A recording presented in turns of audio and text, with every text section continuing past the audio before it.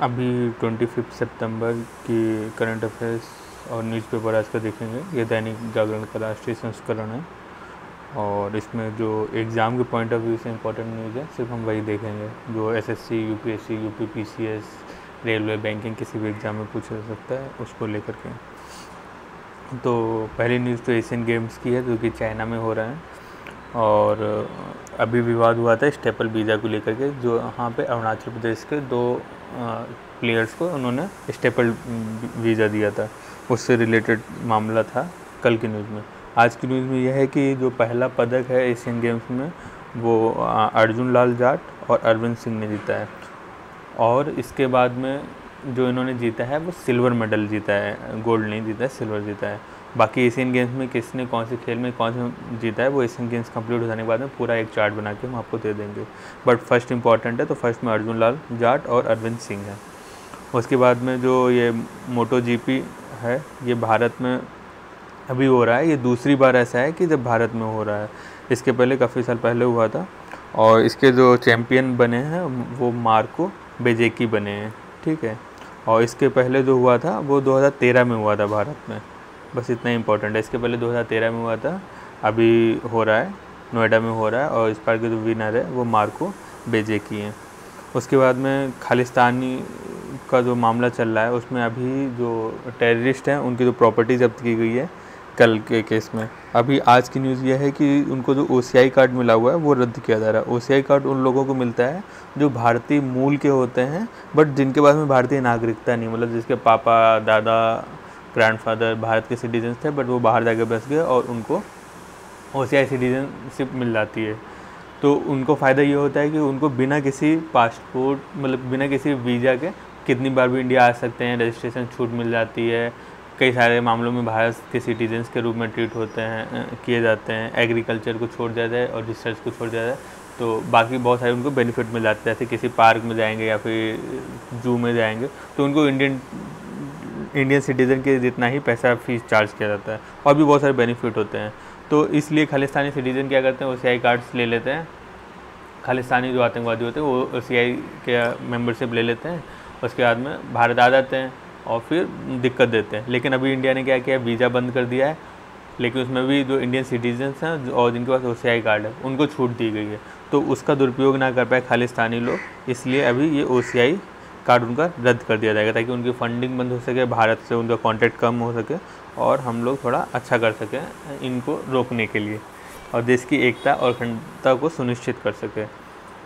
उसके बाद में अगली जो इम्पोर्टेंट न्यूज़ है वो रेलवे से रिलेटेड है, तो इसमें बस 2-3 पॉइंट याद रखने। एक अमृत भारत स्टेशन है, तो इसका मतलब ये है कि जो भी अमृत काल में स्टेशन बनाए जाएंगे भारत में या जिनका पुनर्निर्माण होगा, रिकन्स्ट्रक्शन होगा, संरचना में सुधार होगा, उन सबको अमृत भारत स्टेशन बोला जाएगा। कुछ नई वंदे भारत ट्रेन चली हैं, सिर्फ स्टेट पीसीएस के लिए देख लेना, जिस स्टेट से उस स्टेट से। जैसे राजस्थान के लिए ज़रूरी है कि उदयपुर जयपुर के बीच में चली है, बिहार वालों के लिए पटना हावड़ा वाली देख लेना, ऐसे बाकी ज़्यादा इंपॉर्टेंट नहीं है। हाँ, ट्रेंड में देखा जा सकता है कि रेलवे में जो बजट है वो 2014 से लेकर अभी तक में 8 गुना ज़्यादा बढ़ गया है और इसमें कुछ इम्पोर्टेंट नहीं है। उसके बाद में अभी 2 अक्टूबर आ रहा है, गांधी जयंती आ रही, तो उसके पहले क्या होगा कि मिनिस्ट्री ऑफ जो हाउसिंग है एंड अर्बन अफेयर्स है, मतलब ministry of housing and urban affairs ने बोला है कि हम एक दिन का पूरा स्वच्छता अभियान चलाएंगे देशव्यापी, जो सुबह 10 बजे से शुरू होगा। यही चीज़ जो प्रधानमंत्री मोदी जी की मन की बात होती है उसमें भी उन्होंने इस चीज़ की अपील की कि वो 1 घंटे का अपना श्रमदान करें। तो बस इतना न्यूज़ है, बाकी इसमें ज़्यादा कुछ है नहीं इम्पोर्टेंट। उसके बाद में ये एक अवार्ड से रिलेटेड न्यूज़ है, ज़्यादा इंपॉर्टेंट नहीं है बट देख लेते हैं कि बार काउंसिल ऑफ इंडिया ने 5 लोगों को लाइफ टाइम अचीवमेंट अवार्ड दिया है, जिसमें से 2 लोगों को तो उनकी मृत्यु के बाद में दिया गया। जिसमें से सबसे ज़्यादा पॉपुलर जो हैं राम जेठमलानी जी और सोली जे सोराब जी, ठीक है। उसके अलावा किन किन को दिया गया है, ये के पराशरन, फली एन नरीमन, के वेणुगोपालन, इन 5 लोगों को दिया गया है। तो ये भी न्यूज़ हो जाती है अपनी। बाकी एग्ज़ाम के पॉइंट ऑफ व्यू से इम्पोर्टेंट न्यूज़ ये है कि सांकेतिक भाषा दिवस, मतलब जो साइन लैंग्वेज डे है वर्ल्ड के लेवल पे, वो 23 सितंबर को मनाया जाता है। इसी तरीके से 23 अगस्त को एक इम्पॉर्टेंट डे इस बार घोषित किया गया, वो कौन सा डे है वो आप हमें कमेंट में बता सकते हैं। लेकिन ये 23 अगस्त का जो डेट डिसाइड किया गया ये बहुत इम्पॉर्टेंट है। हर एग्ज़ाम के हिसाब से।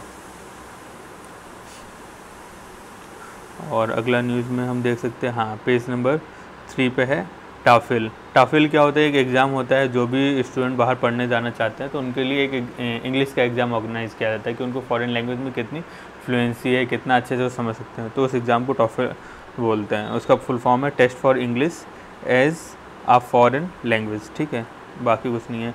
अब इंडिया और अमेरिका के बीच में बहुत सारे युद्ध अभ्यास होने वाले हैं, और तो उससे रिलेटेड जानकारी है। इसमें क्या है, एक अलास्का में होगा। अलास्का में भारत की तरफ से मराठा लाइट इन्फेंट्री और अमेरिका की 1st ब्रिगेड कॉम्बैट पार्टिसिपेट करेगी।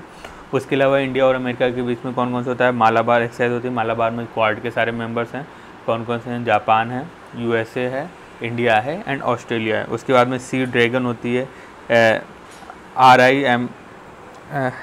RIMPAC मतलब rim of the Pacific exercise भी होती है, और टाइगर ट्रम्प होती है। ये 4-5 एक्सरसाइज हैं तो यूएसए के साथ में होती है। बाकी यूएसए में एक इंटरनेशनल समुद्र शक्ति संगोष्ठी का आयोजन हो रहा है, उसमें हमारे admiral general R Hari Kumar, उन्होंने इसमें पार्टिसिपेट किया है। ये अमेरिका में ऑर्गेनाइज हो रहा है, ये 25 है, ठीक है।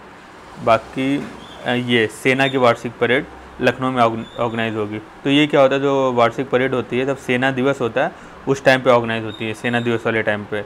और अभी तक परंपरा ये रही है कि हर बार दिल्ली में ही ऑर्गेनाइज होती रही है, लेकिन फर्स्ट टाइम ऐसा हुआ था इस साल 2023 में कि बेंगलुरु में ऑर्गेनाइज हुई, और 2024 की जो ऑर्गेनाइज होगी वो लखनऊ में होगी। इसका पर्पस ये होगा कि जो भी सेना के डिफरेंट कमांड हैं वो इनको ऑर्गेनाइज़ करेंगे हर अपने अपने एरिया में। इससे एकता वाले फीलिंग जो देश के अंदर है वो ज़्यादा आएगा। तो बस 2 चीज़ें याद रखनी है। वार्षिक परेड जो होती है वो सेना दिवस पे होती है, अभी तक दिल्ली में होती रही थी।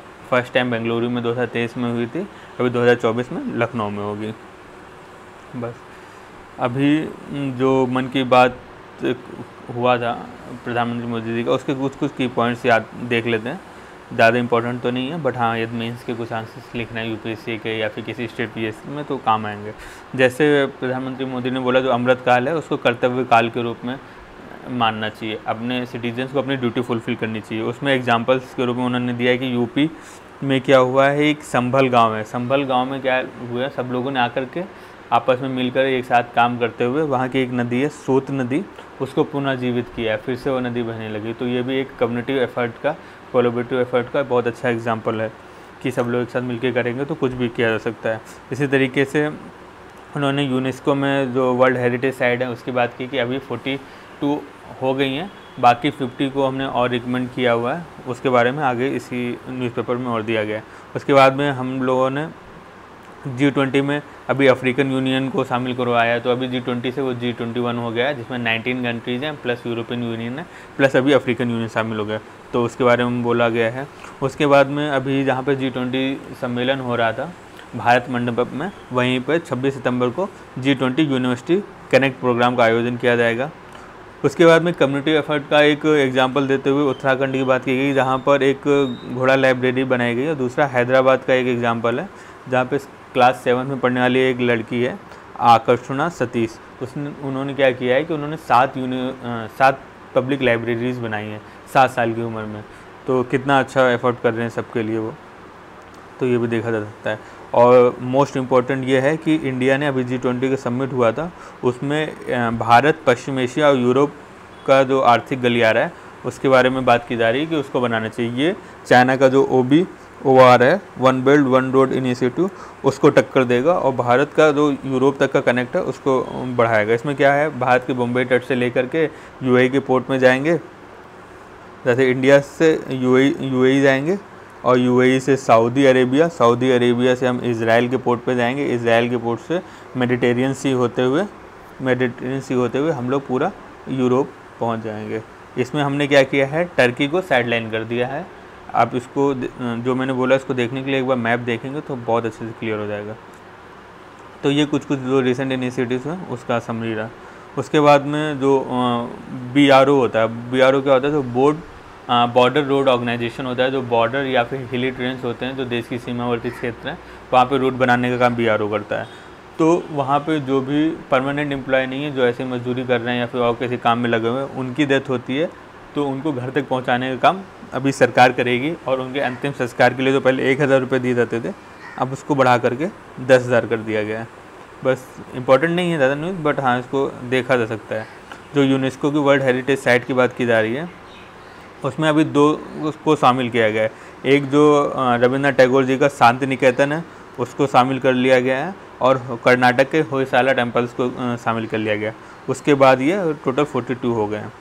जिस 42 में क्या है, 34 जो हैं कल्चरल हैं, 7 जो हैं प्राकृतिक हैं, और 1 जो है मिश्रित है। मिश्रित का मतलब क्या है, जिसमें नेचुरल और कल्चरल दोनों मिक्स हैं, ठीक है। उसके बाद में किन किन को शामिल करना चाहिए, जो संभावित सूची है, संभावित सूची में जो लोटस टेम्पल है दिल्ली का, जिसको बहाई टेम्पल भी बोलते हैं, उसका बारे में बात किया जा रहा है। दिल्ली के महरौली, निज़ामुद्दीन, शाहजहाँबाद और नई दिल्ली, इन सबको भी शामिल किया जा रहा है। इसमें कुछ जो हैं वो नवपाषाणी काल के भी हैं, ठीक है। बाकी तो इसमें ज़्यादा कुछ है नहीं। फिर अगला इम्पोर्टेंट पेपर के लिए न्यूज़ है ये 5i कनाडा के मामले में ये 5i का बहुत ज़्यादा न्यूज़ में चल रहा है। 5i क्या है, ये जो भी खुफिया जानकारी साझा करने का एक तंत्र है। जैसे भारत में खुफिया agency RAW research and analysis wing है, उसी तरीके से 5 देशों की खुफिया एजेंसी आपस में कोलैबोरेट कर रही हैं। उन 5 देश में कौन कौन सा है, एक USA है, दूसरा UK है, तीसरा ऑस्ट्रेलिया है, चौथा न्यूजीलैंड है, और 5वां कनाडा है। तो ये 5 देश आपस में खुफिया जानकारी साझा करते हैं। और इसका निर्माण कब हुआ था, इसका निर्माण हुआ था 2nd वर्ल्ड वॉर के टाइम पे, आपस में खुफिया जानकारी शामिल करने के लिए। उस समय जब 2nd वर्ल्ड वॉर के समय ये बना था, तब ऑस्ट्रेलिया, न्यूजीलैंड, कनाडा नहीं थे। उस समय सिर्फ USA एंड UK आपस में इंफॉर्मेशन शेयर करते थे। लेकिन बाद में ये देश जुड़े और एक बड़ा ग्रुप बन के आया 5i के रूप में। उसके पहले सिर्फ और सिर्फ ये 2 देश आपस में खुफिया जानकारी शामिल करते थे, आपस में साझा करते थे। तो 5i का हो गया। हाँ, जोशीमठ में अभी जो भूस्खलन हुआ था और भूमि धस रही थी, उसके बारे में जियोलॉजिकल सर्वे ऑफ इंडिया की न्यूज़ मतलब रिपोर्ट आ गई है। जियोलॉजिकल सर्वे ऑफ इंडिया ने भी वही फाइंडिंग्स दी हैं जो इसके पहले नेशनल फिजिकल रिसर्च इंस्टीट्यूट और वाडिया हिमालयन भूवैज्ञानिक संस्थान, इन लोगों ने बताया था। इन्होंने ये बोला कि एक तो जो जोशीमठ वाला एरिया बना है, वो पुराने टाइम में जो भी भूस्खलन हुआ था, उससे जो चट्टानें एक के ऊपर एक जमा हो गई, उस पर निर्माण हुआ है। तो उसमें क्या है कि वो उतने सघन, उतनी मजबूती से ज़मीन नहीं बनी है, और ग्रेविटी के कारण वो नीचे की ओर धंस रही है। जैसे ये पर्वत है, यहाँ पे भूस्खलन होकर के ये सब नीचे जमा हो गया मान लो, तो इसमें जो अच्छे से इनका रॉक फॉर्मेशन नहीं हो पाया और ग्रेविटी नीचे की ओर लग रही है, तो इसकी वजह से ये नीचे की ओर जा रहा है। एक तो रीज़न ये है।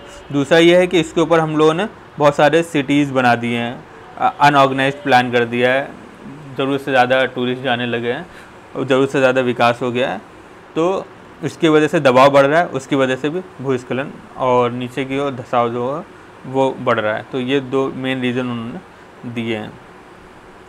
उसके बाद में अगला न्यूज़, हाँ अगला न्यूज़ सिर्फ इतना याद रखने वाला है कि जैसे UPSC का पेपर 3 है इंटरनल सिक्योरिटी, उसमें हम ये लिख सकते हैं कि किस तरीके से कहीं के जो दंगे हैं वहाँ पे सेना की चीज़ों को दुरुपयोग वो लोग कर सकते हैं, या अपनी ही चीज़ों को कैसा सेना का रूप दे करके आंतरिक सुरक्षा को खतरा कर सकते हैं। तो जैसे मणिपुर में अभी पूरा बवाल चल रहा है, तो वहाँ पे असम राइफल्स को सुरक्षा का जिम्मेदारी दिया गया।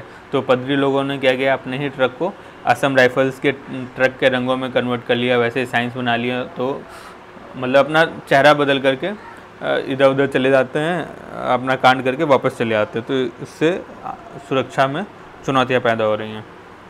उसके बाद में IIT कानपुर में क्या हुआ है, IIT कानपुर के जो मेडिकल डिपार्टमेंट है, उन्होंने एक ऐसा पेट्रोल बनाया है नेफ्ता के थ्रू, एक ऐसी तकनीक विकसित की है जिसके माध्यम से हम नेफ्ता को एज ए डीजल के रूप में यूज कर सकते हैं, जिसको सस्ता ईंधन भी बोला जा रहा है, सस्ता डीजल भी बोला जा रहा है। इससे क्या होगा, पोल्यूशन बिल्कुल कम हो जाएगा, और जो हमारे इंजन्स होते हैं उनकी एफिशिएंसी 20 से 30% और बढ़ जाएगी। तो एक ये न्यूज़ है, बहुत ज़्यादा इंपॉर्टेंट नहीं, बट हाँ ठीक है। चलो फिर आगे एग्ज़ाम के पॉइंट ऑफ व्यू से इम्पोर्टेंट न्यूज़ ये दाल को लेकर के। हम अभी जितना दाल में, जो मसूर की दाल है, उसमें हमारी टोटल जो डिमांड है वो 23 लाख टन की है हर साल की, बट हमारा उत्पादन सिर्फ 15 से 16 लाख टन है। तो जितना उत्पादन हो रहा है उससे बहुत ज़्यादा मांग है, तो हमें आयात करना पड़ता है। तो आयात सबसे ज़्यादा जो हम करते हैं वो कनाडा से करते हैं, उसके बाद में ऑस्ट्रेलिया से करते हैं सेकंड नंबर पे। बट कनाडा से हमारे दिक्कत चल रही है, एक रीज़न। और दूसरा क्या किया है अभी अमेरिका ने, जो अपने यहाँ से दाल का निर्यात पे टैक्स लेते थे वो पहले 30% लेते थे, अभी वो 30% से घटा करके 0 कर दिया है। तो अभी वहाँ से आयात हमारा सस्ता हो जाएगा, तो हमारा जो आयात है वो अमेरिका से बढ़ने वाला है। तो इस तरीके से ये एक कंडीशन बन सकती है कि कनाडा से हमारा आयात कम हो जाए, क्योंकि हमारे ऑलरेडी बवाल चल रहा है। और दूसरा रीज़न ये है कि अमेरिका ने अपने टैक्सेस कम किए हैं, तो हमारे लिए ज़्यादा सस्ती पड़ेंगी वो दालें, तो हम वहाँ से उसको और मंगा सकते हैं। ठीक है, तो मसूर के दाल में कनाडा का एग्जांपल याद रखना है।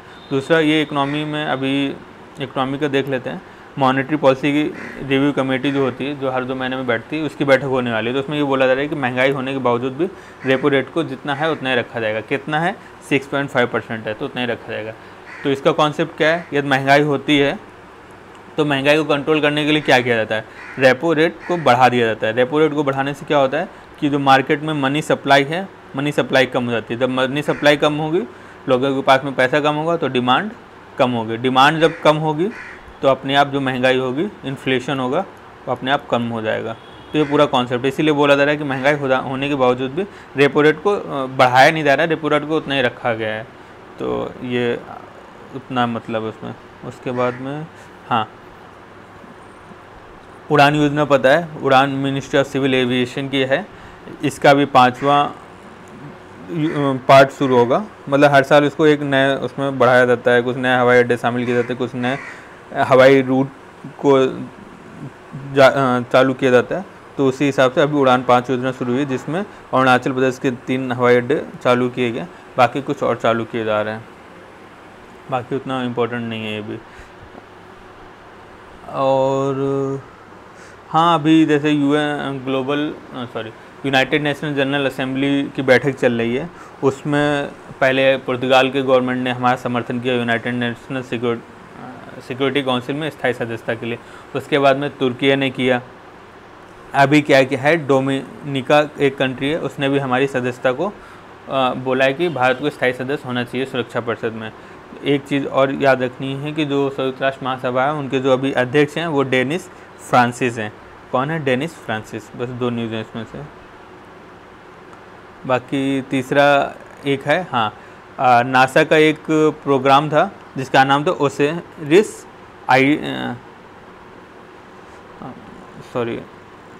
नासा का एक प्रोग्राम था जिसका नाम था ओसिरिस REX।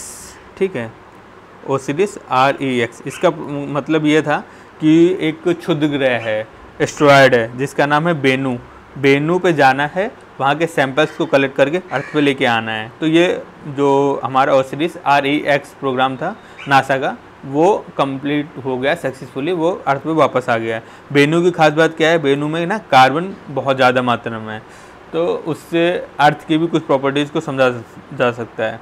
और ये जो प्रोग्राम है ये 2016 में लॉन्च किया गया था, और अभी 2023 में जाकर के ये कंप्लीट हुआ है। और ये ऐसा काम करने वाला किसी क्षुद्र ग्रह पे जाकर के, मतलब किसी एस्ट्रॉयड पे जाकर के वापस वहाँ से कुछ सैंपल लेके आने वाला पहला ऐसा प्रोग्राम है जो सक्सेसफुल रहा है। इसके पहले कोई ऐसा प्रोग्राम नहीं हुआ है। तो इम्पोर्टेंट सारी खबरें कंप्लीट हुई हैं। बस एक चीज़ और याद रखनी है कि एक प्रयागराज जी थे, ये बहुत ज़्यादा पटकथा, कम से कम 100 मूवीज़ में इन्होंने स्टोरी लाइन लिखी है, तो उनका भी निधन हो गया। तो प्रयागराज किनसे संबंधित मूवीज़ में पटकथा लिखने वाले हैं। इनकी फेमस मूवी अमर अकबर अंथनी थी। अमर अकबर अंथनी लगभग सभी ने देखी होगी हिंदी में। तो आज की जो इम्पोर्टेंट न्यूज़ थी यहीं पे कंप्लीट होती है। Thank you guys.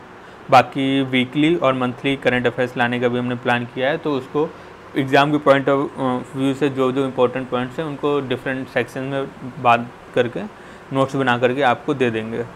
बाकी थैंक यू।